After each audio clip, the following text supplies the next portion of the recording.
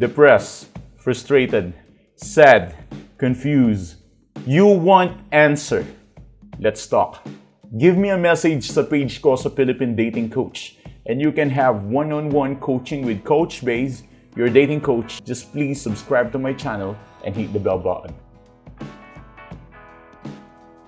Well, kapag itong mga bagay na to ay ginagawa ng ex mo, malamang sa malamang ayaw na niya sigurong bumalik sa'yo. Kaya pa bang paraanan kapag ang ex ayaw nang bumalik? Kaya pa naman, mabibigyan pa naman kita ng advice. Pero bago lahat, tapusin mo ang video na to. Dahil pag-uusapan muna natin yung top 3 reasons for me. Tsaka sa mga experience ko rin sa client ko. Kung paano ba nagsisimula na parang ayaw na talagang bumalik ng ex nila. So number 1, obvious reason, syempre, kapag lumipas na ang ilang panahon sa no contact at hindi pa rin siya nagre-reach out. Matik na to.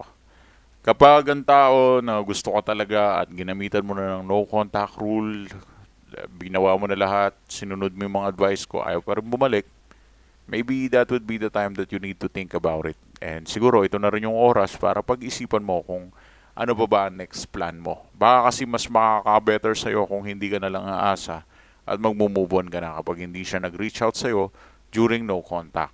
Pwede mga 4 months, 6 months, or 1 year. Mga ganun. Pero depende sa sitwasyon. Situational kasi yan eh. May mga iilan kasi 7 months nagre-reach out pa rin, di ba? Sobrang tagal. 7 buwan na, di ba? Meron pa ang iba 1 year eh. So, depende sa sitwasyon. Siguro kung makakausap mo ako, ma-assess ko siya kung ilang buwan ba kakayanin ng no contact rule mo. Pero as of now, mukhang yun muna ang nakikita ko.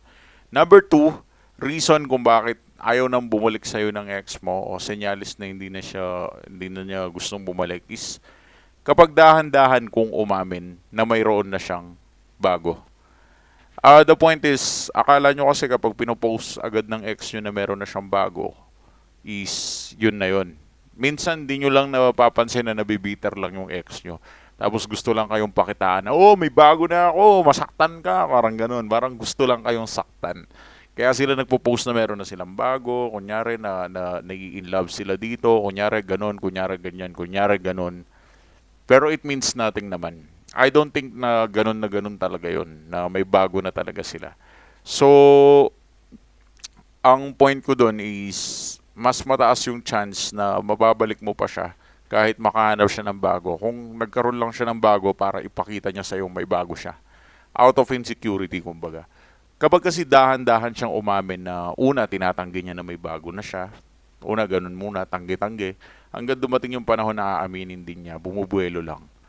Yan, kapag ganyan, talaga may plano talaga siyang panindigan yung bago niya. Kasi hindi siya nai-insecure sa'yo eh. Talagang gusto talaga niya makipaghiwalay.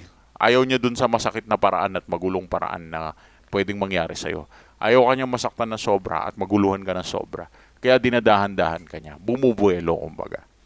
Number 3, kapag ginawa na niya lahat, hindi ka lang makausap o makibuan. Yung tipong iwas na iwas. Binlock ka, ginanito ka, ginanyan ka, tapos magkakasalubong kayo, umiwas siya. Worst, parang ganon. The point is, kapag ginagawa na ng ex mo yun, mataas na yung chance na talagang ayaw na niya. So, pinapakitaan ka na niya ng mga bagay, ina-attitudean ka na, diba? So, nagpapakitang gilas na siya. So, ayun, parang kapag ganon na binablock-block ka na ganyan, or iniiwas-iwasan ka na ng sobra, ramdam mo na umiiwas siya sa'yo, makasalubong mo sa daan, makasalubong mo sa trabaho, tapos kapag magkikita-kita, may gathering, iniiwasan ka, lumalayo siya. Kapag gano'n, ayaw na talaga niyang bumalik sa'yo. So, kapag ganito na ayaw na niyang bumalik, meron pa bang paraan? Para sa akin, ang paraan lang yan, wag mo lang pilitin. Mag-no contact rule ka, and then, wag mong guluhin. Kahit hindi siya nagre-reach out sa no contact mo, kahit ano, basta, wala tayong ibang, alam nyo, sa totoo lang, isa lang naman talagang strategy eh. Love yourself.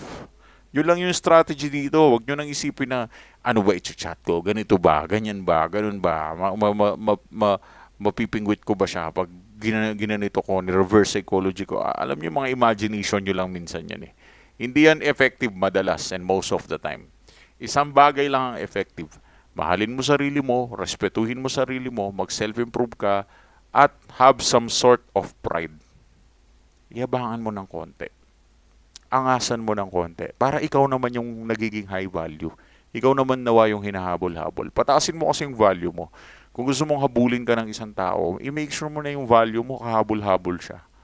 Kasi kung low value, hindi ko yan hahabulin, 'di ba?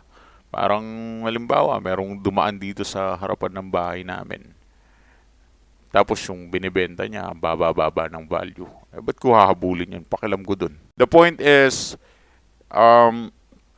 hindi mo naman kailangan na habulin yung isang bagay na ang baba lang ng value. Ang hahabulin mo lang is kung mataas ang value. Example, merong binibenta sa akin, mataas ang value. O ba, habulin ko yan, mataas yung value.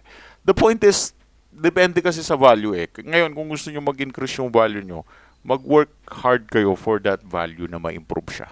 So that's my point. Anyways, sa mga gustong humingi ng advice, just give us a message sa page namin sa Philippine Dating Coach. Thanks for watching.